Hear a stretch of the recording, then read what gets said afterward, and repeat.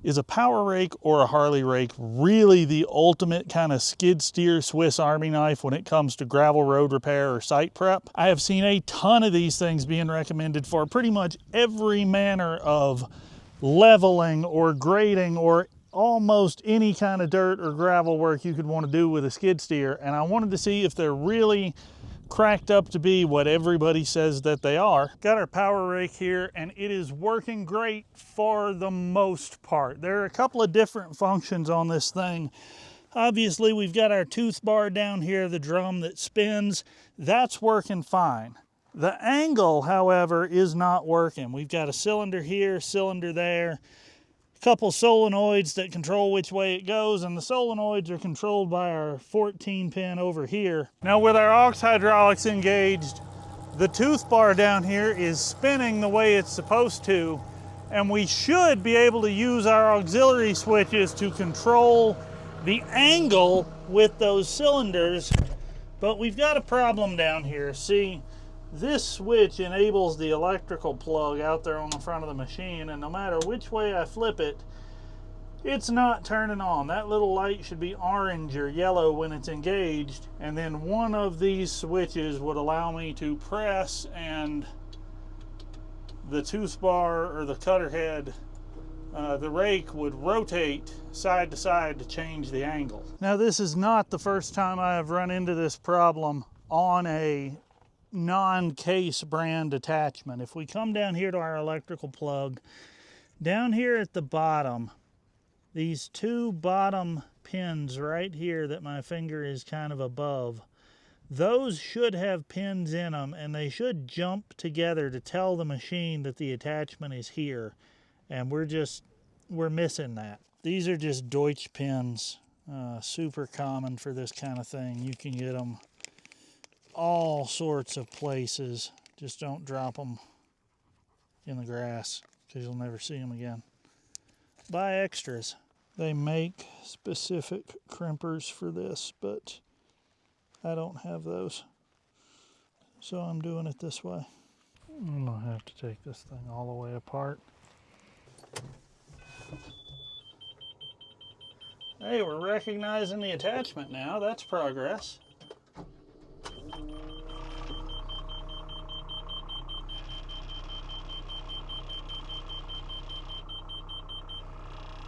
Raise it up, engage our auxiliary. Now, button. Hey, we're going left. Button. We're going right.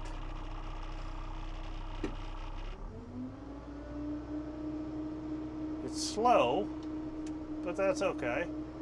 It's rotating, and that is the important thing. We got a flat tire here.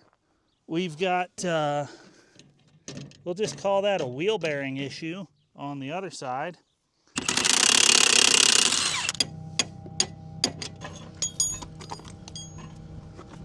There we go. Let's see if I can knock the old races out of this hub.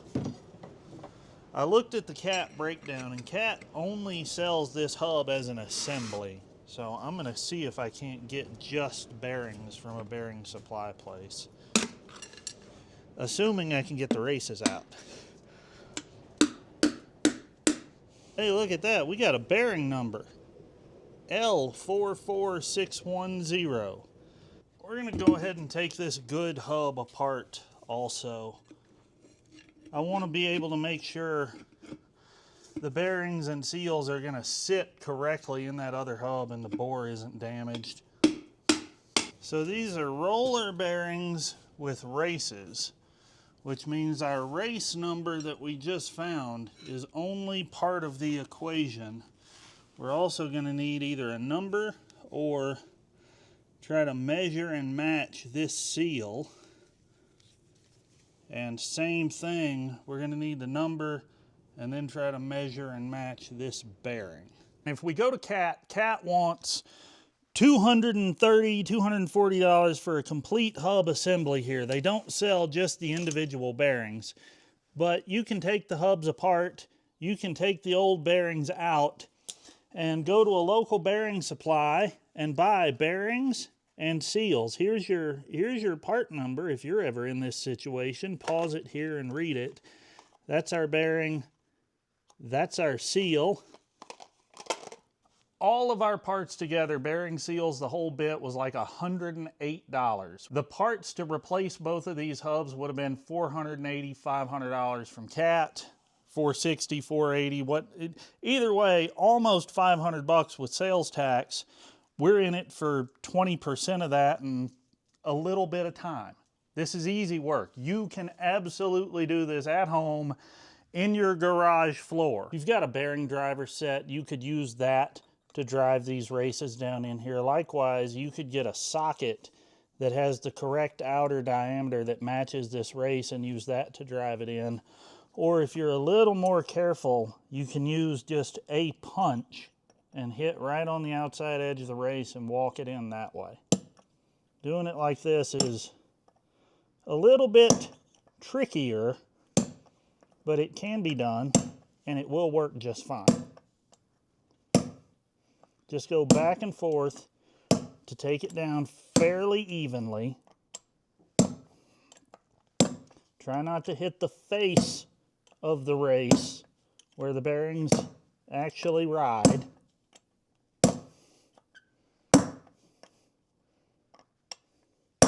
And you'll hear it change when you get it down and seat it all the way properly. Now we want to pack our bearings. You can do this by hand. Just get a handful of grease, swipe the bearing through it. It'll load up. It'll work great. I'm going to use this bearing packer. I've had this thing forever. It makes it super, super easy. This one I think is made by, I don't know, probably Lyle or somebody like that. Google around for bearing packer. There's a million different styles you can get if you want to. As long as you are getting the bearing full of grease, it really doesn't matter how you do it. This is not, we're not building parts for the space shuttle here, you know? Now we'll take our packed bearing. You can see we got grease coming out around all the rollers. Drop it down in the race. And then, so we're done with this side, I'm gonna go ahead and put our seal in. Seal's gonna go right there. And again, I'm just going to very gently on the outside edge of the seal tap it down with my punch. If you get too out of whack, you will get it off and it'll tip like that.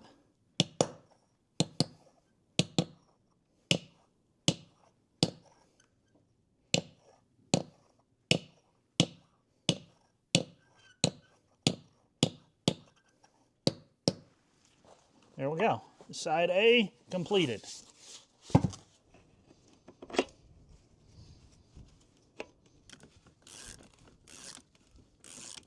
Engage the aux hydraulics. Come up to operating RPM. Forward. The loader can do all of these operations, but they would be simpler and easier with a skid steer in some ways, because just by virtue of the fact that our attachment is as far out in front of us as it, why am I not moving? Why am I stuck?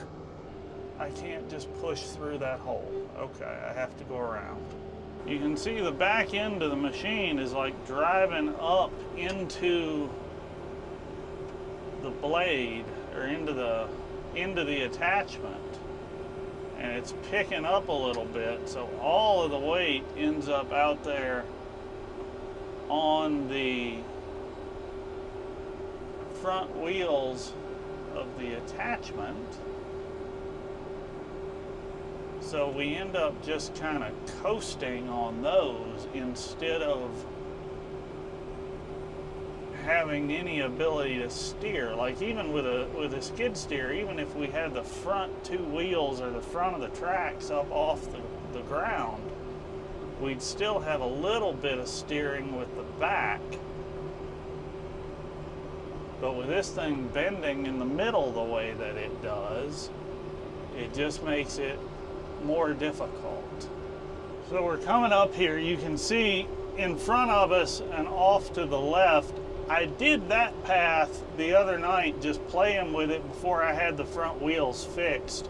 And when I did that, I had the front end lifted completely up off the ground and I was just running on the roller.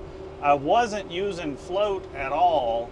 And those are the results I got. It did a pretty great job getting through the grass and getting right down into the dirt. Like, that's what I'm looking for this thing to do with regard to building a fire break. And if we look behind us here, it looks like we mowed the grass, which is not bad, but it's not what I'm going for.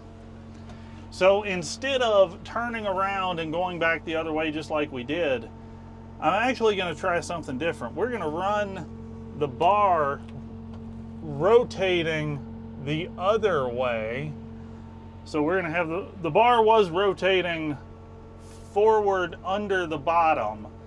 Now we're going to rotate it reverse under the bottom. And I'm going to drive backwards and see if we do better with this trailing. And we're going to hope the DJI cooperates. I've had a few issues with this thing recently where it will say it is recording and it will look like it is recording, but it will not in fact be recording. So fingers crossed. The other thing about this machine that makes it less than ideal for this job is you can see anytime I hit a hydraulic function, the cutter bar, roller bar, tooth bar, whatever we want to call that, stops spinning or slows down. Let's angle it more this way and see if that'll help move some of the grass and some of the trash toward the bottom, toward the left side of the rake, I guess is the better way to say it. Towing this thing like this, I do seem to be getting better steering, but I'm still not quite getting the results that I was getting along the other part of the yard. Well, the idea with the angling is I want to try to roll all the organic material that we can toward the inside. It seems like it's moving it, but I think part of my issue is there is so much organic material because this grass is so tall. It just can't tear up all of it the way, you know, I say that it can't, but the fact of the matter is it was doing a job I liked more over there in the other, on the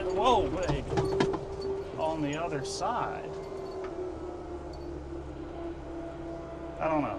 I need to keep playing with it. This is the learning process. This is why I'm out here. This is the whole idea.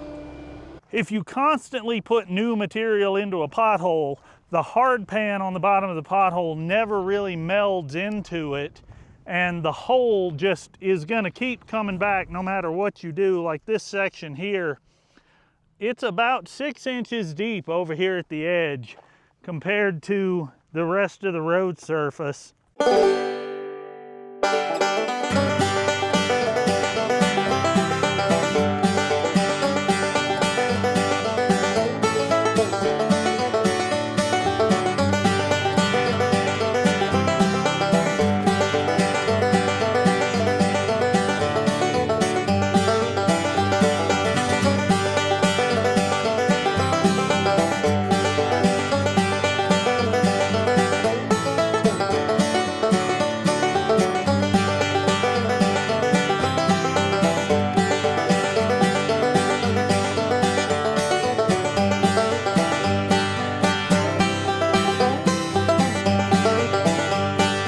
So it has been a few days since I got everything raked and graded out with the bucket, but there is a clear difference between where we did not rake and what we did. It turned up all the gravel, turned it over, left it loose and gradable and movable much easier to work with than it was initially. Now, one thing you'll see as we walk out here, I had the rake angled to where it was moving material in from each side and kind of piling it up in the middle. And that set me up to have the material where I wanted it, to be able to put a little bit of a crown in the driveway and help the water shed off to both sides. This is not as perfect as it could be, but considering the limited amount of time I had to work on it, it's a whole lot better than it was, quite literally. This is our big hole where we had like that 6-inch depression in the driveway, and now it's built up probably 4 inches from where it was, and it's all packed in there nice. We have truly a big improvement over what I started with. So is a power rake or a Harley rake everything people have claimed it is for gravel driveway repair? It's pretty good, I'll give it that. If you don't have a huge machine that can run rippers through something like this, it's a way to break everything up and move things around that does work really well.